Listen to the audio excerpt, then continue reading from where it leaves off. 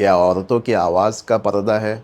औरतों की आवाज़ का तो मसला नहीं, लेकिन औरतों की ज़बान का मसला है। ख़ैर, किसी ने पूछा कि औरतों की आवाज़ का पर्दा है, ज़रा हदीस से बताओ। तो बहुत सारी हदीस है कि आप सल्लल्लाहु अलैहि वसल्लम के पास बहुत सारी औरतें अलग-अलग मसले लेके आया करती थी। बल्कि कुछ औरतें तो आप सल्लल्लाहु अलैहि वसल्लम के पास अपना रिश्ता लेके आती थी। आज के दौर में औरतों के दिमाग में डाला जाता है कि औरत और मर्द बराबर है। उस ज़माने में भी आप सल्लल्लाहु अलैहि वसल्लम के पास में एक औरत आई और कहा कि हमें मर्दों वाले काम करना है। इसलिए नहीं कि हम मर्दों के बराबर हैं, बल्कि इसलिए क्योंकि मर्दों के कुछ ऐसे काम हैं वो करने से ज़्यादा सवाब कमा लेते हैं, जैसे अल्लाह के रास्ते में जाके लड़ना। तो उनका कहने का मतलब हमें मर्दों के इक्वल नहीं बनना है, बल्कि मर्दों के जितना सवाब कमाना है। तो आप सल्लल्लाहु अलैहि वसल्लम ने फरमाया कि तुम घर के काम काज करके भी उतना ही सवाब कमा सकती हो। तो यहाँ पर भी आप सल्लल्लाहु अलैहि वसल्लम का एक औरत के साथ में डायरेक्ट कन्वर्सेशन हुआ। अच्छा, तो ये बात क्यों फैलाई गई कि औरतों की आवाज़ का पर्दा होता है? वो इस आयत की वजह से कि नबियों की औरतें तुम दूसरी औरतों की तरह नहीं हो,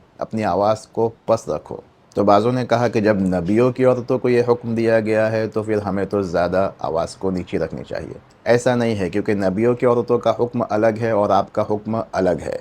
क्योंकि आप सल्लल्लाहु अलैहि वसल्लम के बाद उनकी औरतों से कोई शादी नहीं कर सकता, क्योंकि वो हम सबकी माँ है। हाँ, इस आयत से इतना कहा जाएगा कि अपनी आवाज़ को सेलेक्टिव मत बनाओ। औरतें घर के अंदर तो नॉर्मल बात करती है और शौहर के सामने तो चिल्ला के बात करती है, लेकिन दूसरों के सामने उसकी आवाज़ चेंज हो जाती है, सेलेक्टिव हो जाती है। तो इससे मना फरमाया गया है। इसका ये मतलब भी नहीं कि वो गुंडी बन जाए और सबसे अबे तू बात करने लगे। नॉर्मल तरीके से बात करे। तो औरतों की आवाज़ पर्दा है, ये एक मिथ है। और भी मुसलमानों के अंदर बहुत सारे मिथ है, जैसे कि खाना के वक्त में बात करने को मकरूह समझना, गुनाह समझना। वैसे ही मर्दों के लिए सीने के बाल को निकालना हराम समझना। अगर आप जानना चाहते हैं तो कमेंट करिए।